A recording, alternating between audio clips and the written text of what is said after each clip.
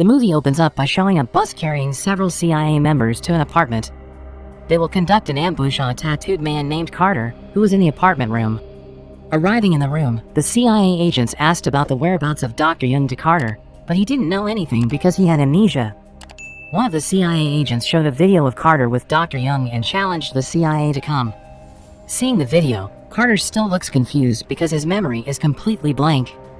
Moments later, Carter's cell phone rang. It turns out that there is a woman's voice named Han Young-hee who reminds him that his name is Carter. After that, she wanted to talk to one of the female CIA agents, but the cell phone suddenly exploded just as she was about to talk. In a state of confusion, Carter was asked to run away from the place by Young-hee. Because within 20 seconds, the room will also explode. It turns out that Carter's ears have been implanted with communication tools, so he can still listen to Young-hee's directions. Carter immediately jumped from his bedroom window into the next building. Unfortunately, he even entered the place of the Korean Yakuza, who were slaughtering the CIA. Due to a misunderstanding, the entire Korean Yakuza army attacked Carter.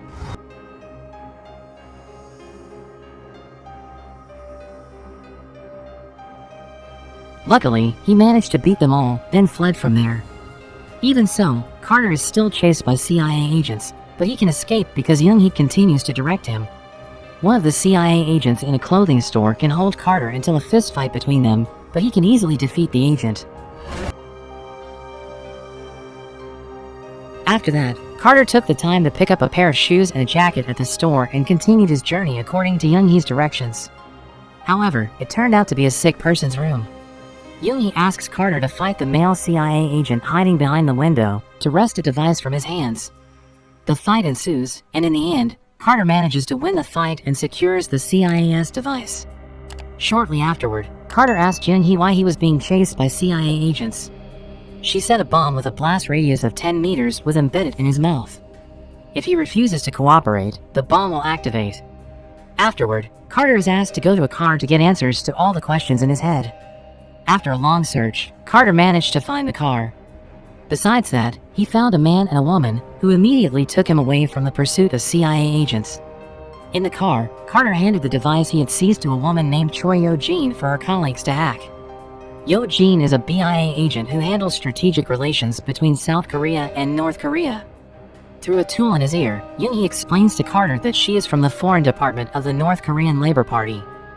She explained they were on a mission to bring Dr. Young and his daughter to North Korea because Dr. Young is the only person who has succeeded in making a vaccine for the DMZ virus, and the vaccine is secured in his daughter's body, Hannah. But right now, Hannah is being kidnapped by the CIA. This was due to an unknown defect during the vaccine research process. Due to the lack of information about the defector's data, the three countries, namely North Korea, South Korea, and the United States, finally became suspicious of each other. Therefore, for the next mission, Young-hee asks Carter to save Hannah and take her away to North Korea. Apparently, the one who initiated the mission was Carter himself before he had lost his memory. Young-hee explained that he was a CIA agent who disguised himself as a reporter and entered North Korea. Until Carter married and had a daughter named Yeon-hee. Even today, Yeon-hee is infected with the DMZ virus. Forcibly, Carter had to carry out the mission so that the vaccine production was quickly completed and his daughter could be saved. Carter was provided with a bag containing weapons. After that, he launched his action to save Hannah. Shortly afterward, Carter entered a building, killing all the CIA agents who confronted him.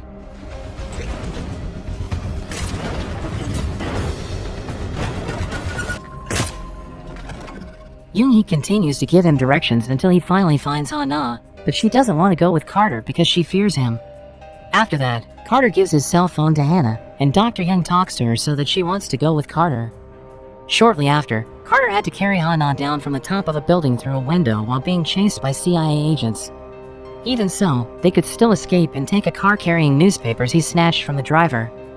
On the way, they saw a demonstration of people wearing Dr. Young and Hannah masks. Carter invites Hannah to wear the same mask so the CIA won't recognize her. After that, Carter took Hannah to the airport.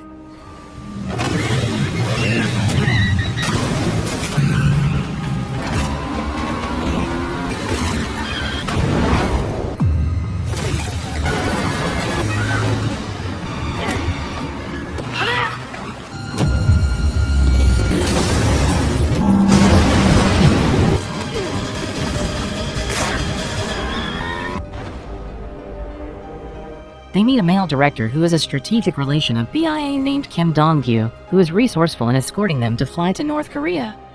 After that, they got into the plane, which consisted of a group of South Korean BIA agents and North Korean special forces. Shortly after, Carter and Hannah immediately received treatment from a medical team led by Ri Cheol. Dong-gyu advises Carter to be vigilant and suspicious of everyone on this plane, including Dong-gyu himself. In the middle of the trip, suddenly, the plane experienced shocks or turbulence. When Dong-gyu checks, it turns out the pilot has been poisoned by coffee. This made everyone suspicious, and they pointed guns at each other. During the chaos, Hannah suddenly disappeared.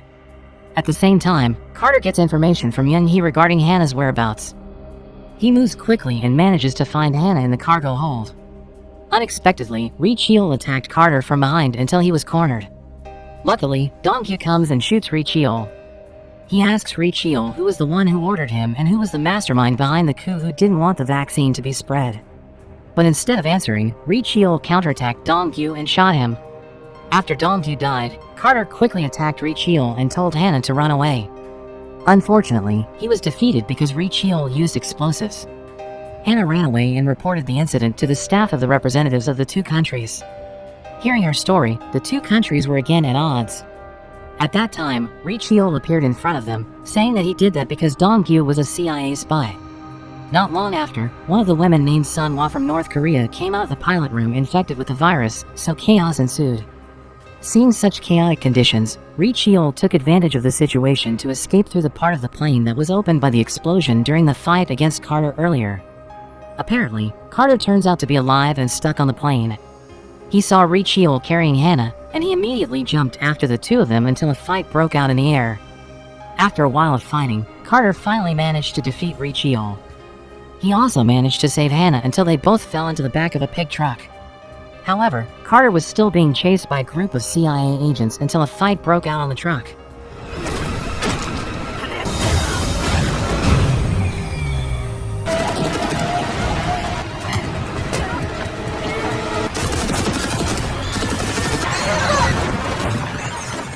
Fortunately, Carter won the fight, but the pigs all fell off the truck. After struggling, Carter finally managed to evacuate Hannah into the forest. Because of exhaustion, they took a break and drank the river water. But just as they were drinking, they were suddenly attacked by zombie humans infected with the DMZ virus. Seeing this, Carter shot the zombie humans while running away. After that, they arrived at a fragile wooden pedestrian bridge, resulting in Carter and Hannah becoming trapped. Not long after, the North Korean army came and helped them both. The female soldier turns out to be Young-hee, the one who always directs Carter. After that, the leader of the troops named Kim Jong-hyuk came. Carter also asked that they restore his memory. His request was granted by removing the communication device implanted in his ear. But just as Young-hee was about to open Carter's memory stitches, suddenly Jong-hyuk attacked him until Carter fainted. Young-hee was angry because Jong-hyuk's actions had broken the promise, but she couldn't do anything because she was a subordinate. Afterward, Carter was taken to a place by truck. The soldiers mock him and accidentally say that Young-hee is Carter's wife. Not long after, they arrived at the cremation site infected with the DMZ virus. But when the bodies were burned, they suddenly returned to life and attacked all the soldiers. Carter took the opportunity to finish off the soldiers and escape. He took the truck away until it came to a hill. Using a sniper, Carter tries to observe Jong-hyuk's movements while calling Young-hee so he can hear their conversation. When Young-hee was about to be shot by Jong-hyuk, Carter immediately shot him from a distance, but Jong-hyuk could still avoid it. Without thinking, Carter returned to continue the attack using a truck. He went into the headquarters to kill one by one the soldiers who were there. But the difficulty is that he has to face zombie humans infected with the virus. Finally, Carter met Young-hee, and they immediately saved their daughter, who was infected with the virus. Under the pressure of soldiers and zombies, Carter and Young-hee managed to get into the laboratory room and meet Dr. Young, who injected the vaccine into their daughter immediately. However, soon the soldiers came back and started attacking them. Seeing the endless number of soldiers, Carter shot through the windows of the zombie room until the zombies were released and attacked the soldiers. Afterward, they managed to escape by driving a truck. In the truck, Young-hee asks Dr. Young to open the locked charter memory stitches using an object called DB7. When the stitches are opened, Carter begins to remember all his past. In fact, Carter, Young-hee, and his daughter used to want to escape from North Korea to South Korea. However, their journey is blocked by Jong Hyuk, who thinks Carter is a traitor. Carter asks Jong Hyuk to let them go. Instead, he will bring Hannah, the vaccine human, to him. But for fear of Carter betraying and revealing all his secrets, Jong Hyuk temporarily erased Carter's memories using DB7. Not only that, but he suddenly injected the DMZ virus into Carter's daughter. It turns out that the spreader of the DMZ virus is Jong Hyuk. He is the defector leader of the rebel forces and the mastermind of this virus. He doesn't want a vaccine that can save the world from the DMZ virus. While Carter remembers his past, they were attacked by rebel troops, who chased them on motorbikes. Seeing the unfavorable situation, Yoonhee asked Carter to take their daughter and Hannah to run first to the medical train, and they promised to follow.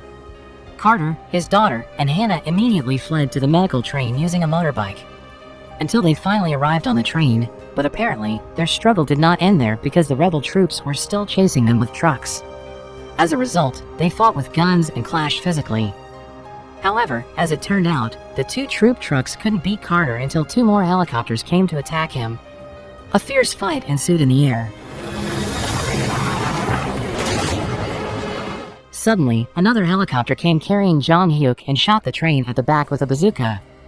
But with Carter's fighting ability, he could overwhelm the enemy, and two helicopters had to become victims.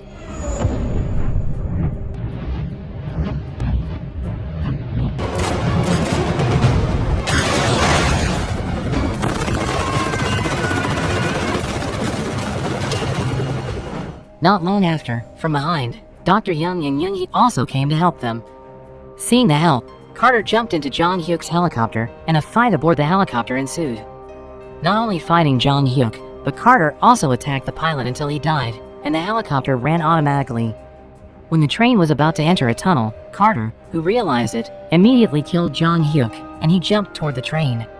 The helicopter that flew automatically couldn't avoid the tunnel until it exploded, and Jong Hyuk died in the helicopter.